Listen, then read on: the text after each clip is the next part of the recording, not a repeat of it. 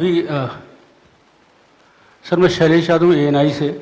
अभी हाल ही में चुनाव संपन्न हुए हैं जम्मू कश्मीर और हरियाणा में, और लोकसभा इलेक्शन के बाद देखा गया है कि एग्जिट पोल जो हैं एकदम उल्टे रहे हैं या जो है एकदम गलत साबित हुए हैं।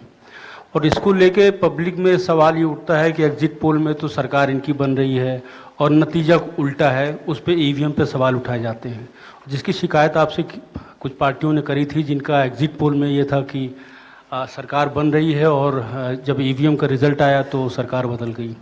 तो इस तरह के एग्जिट पोल को लेके आपका क्या कहना है, क्योंकि सवाल जब उठते हैं तो आपकी तरफ से जो है बाहर नहीं आता है कि क्या इलेक्शन कमीशन सोच रहा है इस पर। Last row, madam was raising the hand. Please. Yes. So just wanted a clarification for the assembly constituencies and parliamentary constituency by-polls. So it's Wayanad and Nanded, the two parliamentary constituencies voting, right? Yes. Yes, yes. There is a EP. There is a EP pending. Yeah. Gentlemen in the, yes, please. Sir I am Sandeep Rajgolkar from TV9 Marathi.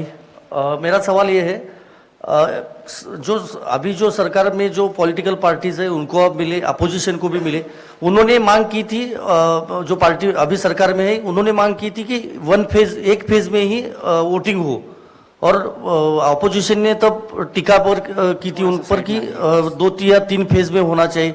तो उनकी मांग थी इसलिए किया क्योंकि छोटा हो के भी झारखंड में वहां पे 2 फेज है और महाराष्ट्र में 1 ही फेज है।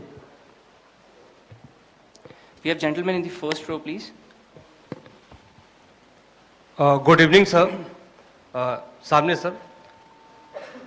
मोहित दुबे, न्यूज नेशन से हूं सर मैं। मेरा सवाल ये है कि ईवीएम को लेके पहले भी आपने बयान दिया है, लेकिन एक बार फिर से ईवीएम को लेके शिकायतें विपक्षी दलों ने हरियाणा को लेके की है, बैटरी को लेके शिकायत की गई है। तो आप हमेशा ये कहते रहे कि निष्पक्षता के साथ हम चुनाव करवाते रहें, तो ऐसे लोगों को आप क्या जवाब देंगे, ऐसे लोगों को आप क्या कहेंगे जो ईवीएम को लेके आपसे शिकायत करते हैं और इस बार बैटरी को लेके शिकायत की गई है? इसको पहले इतने प्रश्न जवाब दे देता हूँ। पहला प्रश्न था डीजी महाराष्ट्र के बारे में।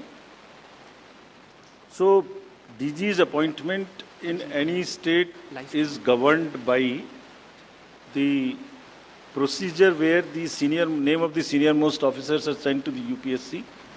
UPSC selects the person, and there is a Honorable Supreme Court decision on this in Prakash Singh's case. The entire issue of this will be handled as per the legal pronouncements governing the subject. This name has been cleared by UPSC, but however, exactly what has been dictated, what has been ordered in this Honorable Supreme Court's order, this case will be handled according to that. Somebody asked about 2 phases in Jharkhand and 1 phase in Maharashtra. Do you remember how many phases were in Jharkhand last time? 5. And now you are asking about 2 also.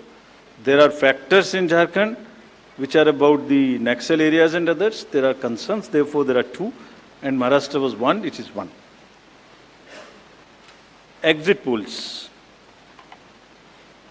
Actually, I didn't want to touch this subject, but since you are asking.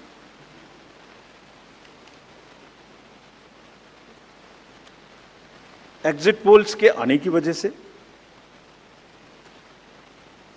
exit polls के एक expectation set करने की वजह से एक बहुत बड़ा, let me explain, एक बहुत बड़ा डिस्टॉर्शन पैदा हो रहा है। ये आप सब लोग यहाँ हैं, ये एक आत्मचिंतन का और आत्ममंथन का भी विषय है प्रेस के लिए, खासतौर से इलेक्ट्रॉनिक मीडिया के लिए।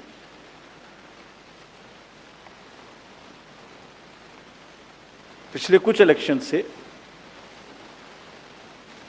2-3 चीजें एक साथ हो रही हैं, अगर हम उसको पूरे कैनवस को एक साथ देखें तो, और ये सबके लिए समझना जरूरी है। पहले एक एग्जिट पोल आता है जिसकी